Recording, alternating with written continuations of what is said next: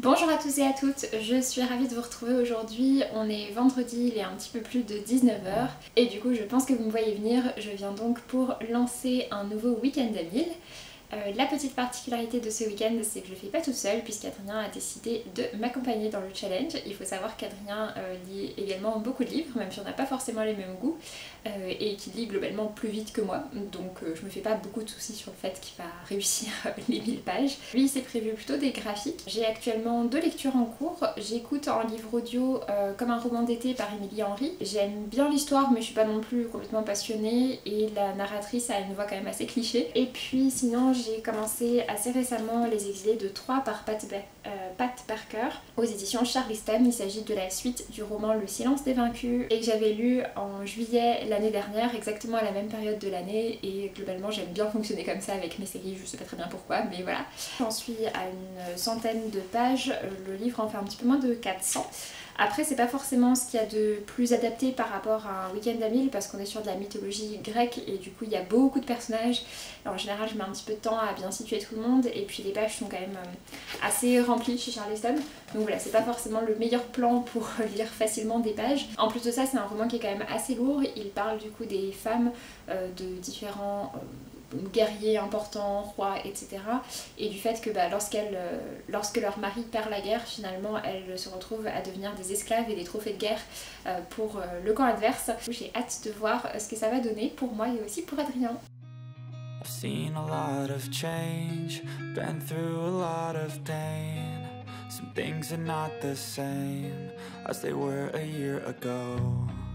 But all will be okay, I move on each and every day. The past is where it stays, way back a year ago. I've changed for the better this time.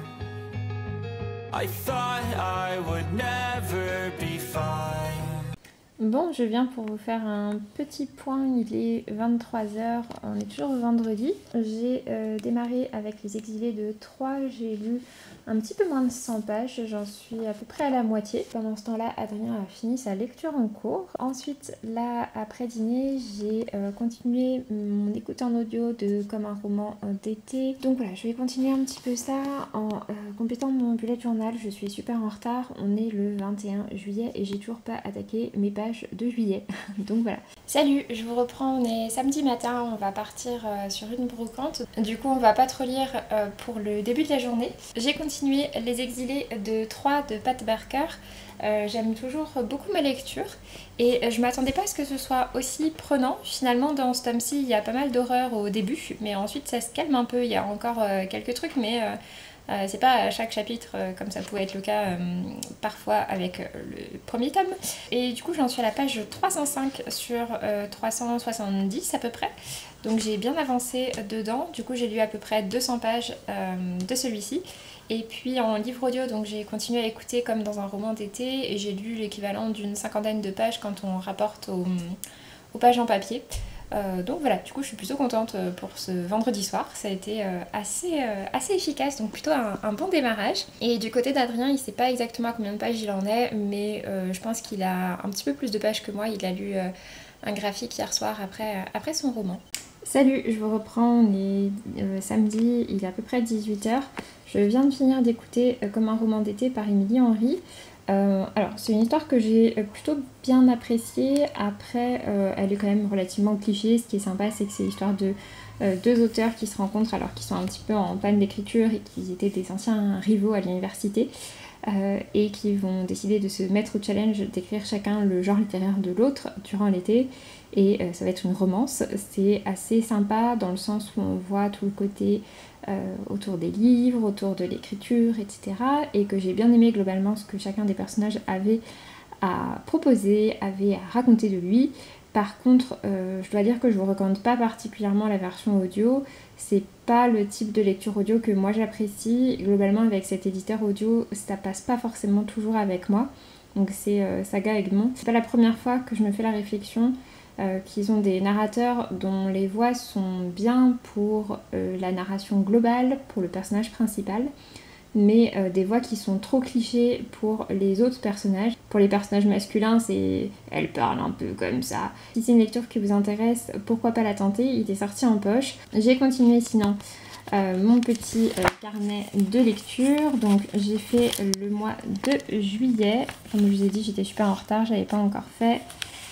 Donc voilà, avec déjà tous les livres lus. Hop, c'est la partie Bookhaul. Et puis ça c'est la partie avec les livres que je lis, etc. Donc voilà, et du coup là j'en suis à peu près à 300 pages. Je crois même que j'en suis tout pile à 300 pages. Je vais continuer Les Exilés de Troyes. Il me reste à peu près 70 pages à lire dedans. I strive just to say I'm alright. And for the first time in a long time I'm alright. I've seen a lot of change, been through a lot of pain. Some things are not the same as they were a year ago. Salut, je vous reprends, on est toujours samedi, il est 22 h. Tout à l'heure j'ai donc terminé Les Exilés de Troyes. J'ai vraiment beaucoup aimé, j'avais déjà beaucoup aimé Le Silence des Vaincus et je trouve que celui-ci est vraiment à la hauteur. Pour ma part, il m'a vraiment convaincue. Je sais que c'est pas forcément le cas de tout le monde, je pense que c'est aussi parce que la figure d'Achille et de Patrocle sont assez réputées suite notamment au roman de Madeline Miller, et du coup que ça a plu pas mal personnes qui lisent des livres sur la mythologie, et du coup c'est vrai que voilà, celui-ci au tout début on parle du cheval de Troie, mais ensuite on parle plutôt de faits qui sont un peu moins connus.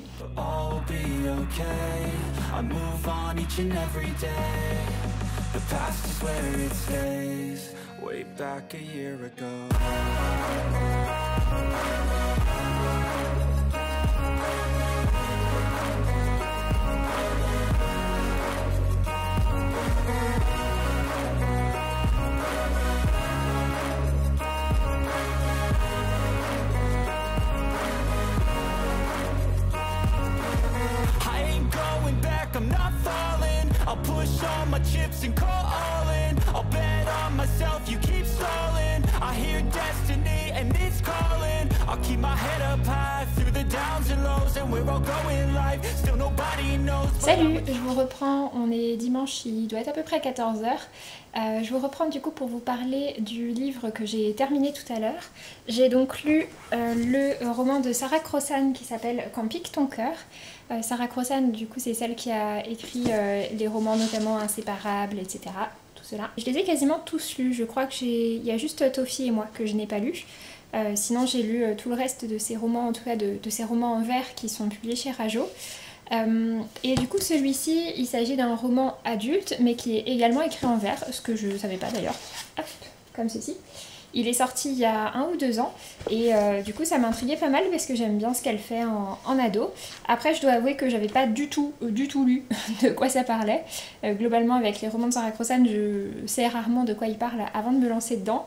Et c'est vrai que du coup c'est pas forcément un thème qui m'a énormément parlé dans celui-ci. C'est un titre que j'ai pas spécialement apprécié, je peux pas dire que j'ai plus apprécié que ça. J'aime toujours la plume de Sarah Crossan. Je voulais le lire depuis qu'il était sorti donc je suis quand même contente de l'avoir lu. Je pense même si j'avais su le thème dont il parlait, j'aurais quand même lu, donc voilà.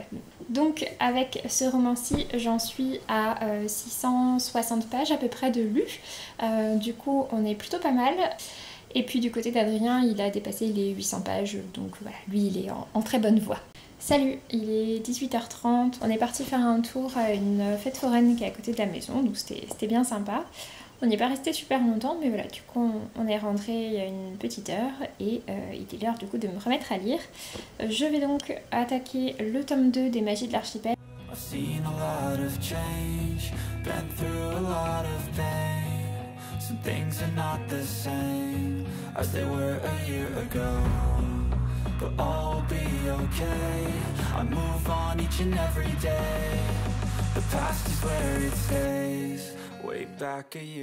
Salut, on est toujours dimanche, il est 20 h et j'ai terminé Les Magies de l'Archipel, le tome 2, La Cité Mirage par Estelle Faye. Premier tome, on découvrait Kassem, qui est le fils d'une famille assez riche, et avec sa petite sœur Nour, il partait et on se rendait compte que sa sœur était en fait une sirène, ce qui les emmenait dans pas mal d'aventures. C'est vraiment sympa, ça se lit vraiment bien. Les illustrations de Sanoé sont très jolies, forcément, c'est Sanoé. Donc voilà, du coup j'ai donc lu 133 pages de plus et je suis arrivée du coup tout pile à 800. Il me reste du coup exactement 4 heures et 200 pages à lire.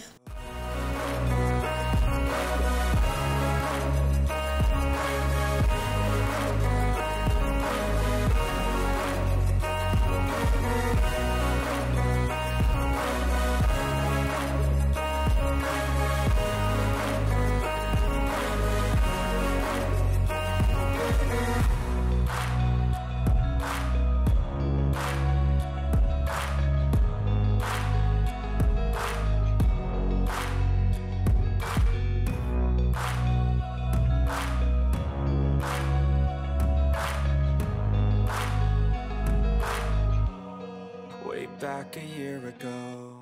Salut, on vous retrouve du coup pour faire la petite conclusion de ce week-end à Lille.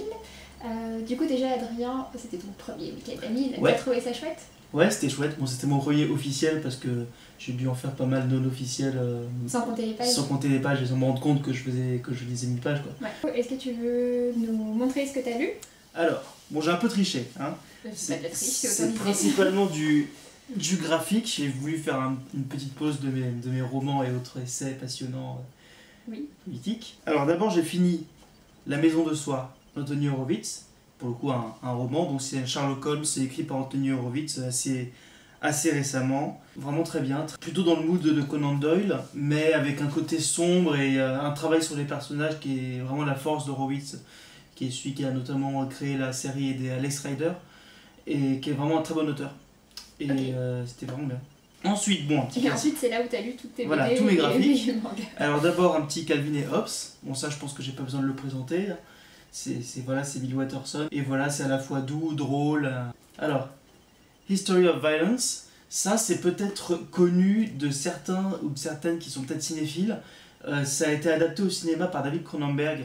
Du même titre d'ailleurs, History of Violence avec Viggo Mortensen et Guy Pearce, voilà, qui raconte l'histoire d'un type qui vit tranquillement sa vie dans la campagne aux États-Unis, mais qui se révèle un jour où il se fait cambrioler et il tue de sang-froid les deux cambrioleurs avec une technique impressionnante. Et en fait, on va découvrir que c'est un ancien mafieux et un ancien tueur à gages, et ça va donc lui revenir un peu dans la figure. L'adaptation, elle est fidèle?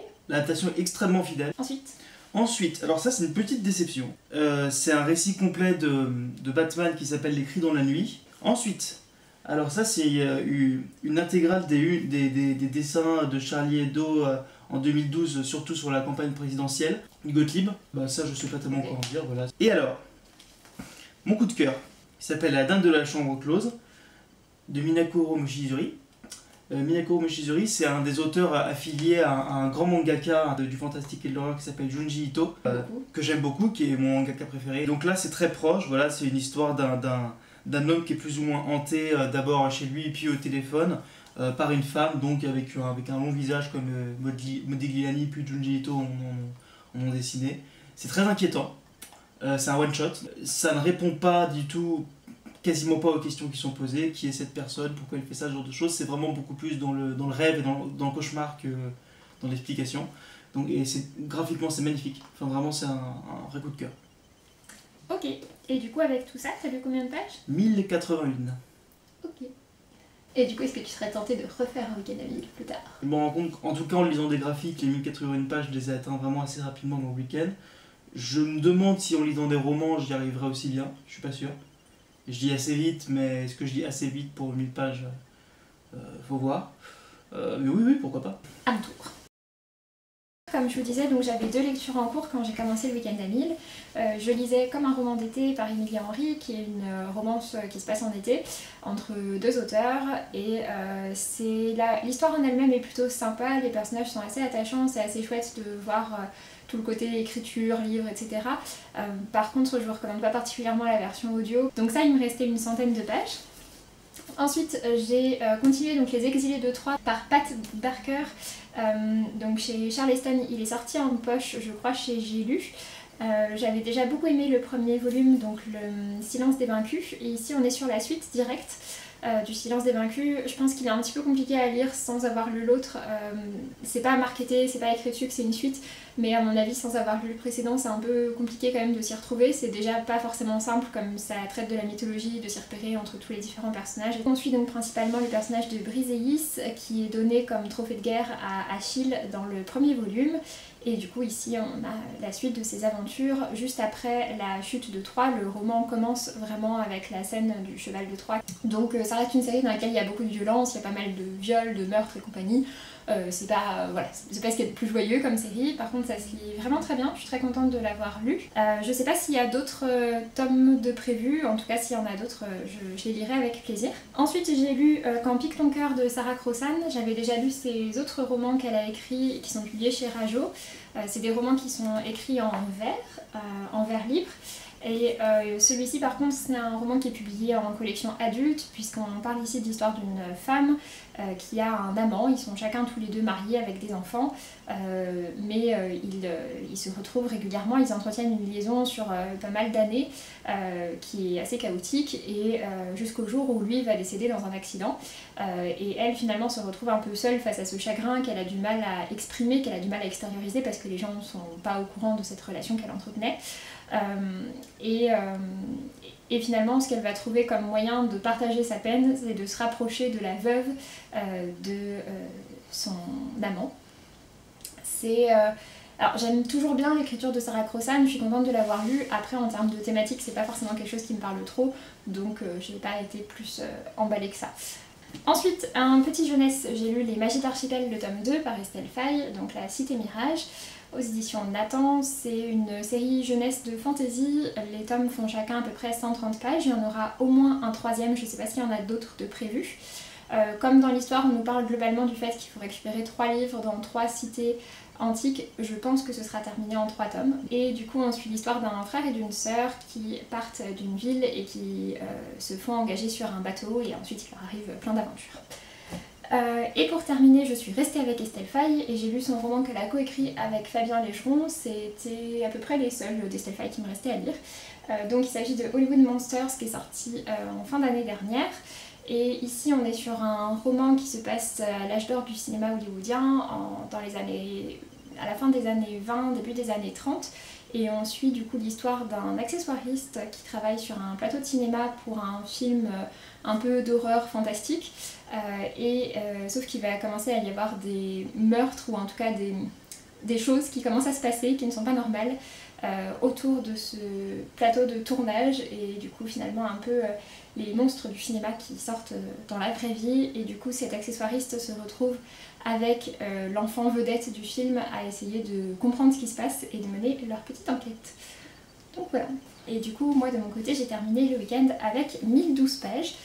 Pour le coup moi j'ai pas lu le graphique parce que je sais qu'en lisant du graphique j'atteins facilement les 1000 pages et comme le but pour moi dans les week-ends à 1000 c'est de me challenger et qu'il y ait un petit peu un suspense de est-ce que je vais réussir ou pas, c'est vrai que j'aime bien lire plutôt des romans et si je vois que je suis un peu trop en peine, rajouter des graphiques.